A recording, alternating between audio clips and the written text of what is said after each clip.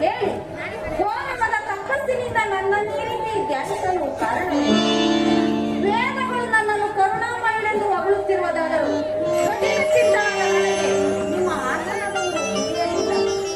ಹರಿಹರ ಬ್ರಹ್ಮಣೇ, ಪರಬ್ರಹ್ಮ ಸ್ವರೂಪಿಣಿಯಾದ ನನ್ನನ್ನಿಷ್ಟು ಘೋರ ತಪಸ್ಸನ್ನಾಚರಿಸಲು ಕಾರಣವೇ? ನಿಮಗೇನಂತ ಕಷ್ಟವನ್ನು ಹೇಳಿ, ನಿಮ್ಮ ಕಷ್ಟಗಳನ್ನು ಪರಿಹರಿಸಲು ನಾನು ಸಿದ್ಧವಿದ್ದೇನೆ. ಅಂಜಬೇಡಿ, ಹೇಳಿ, ಎಲ್ಲರೂ ಹೇಳಿ.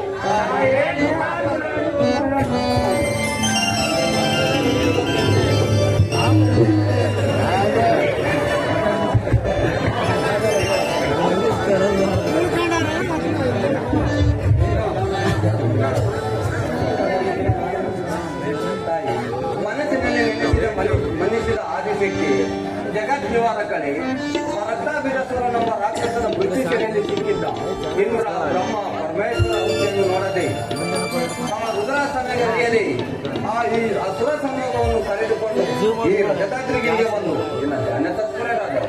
ತಾಯಿ, ಆ ರಾಕ್ಷಸನ ಬಾಧೆಯಿಂದ ಕಾಪಾಡಬಾರವು ನಿನ್ನದು ತಾಯಿ, ನಿನ್ನದು.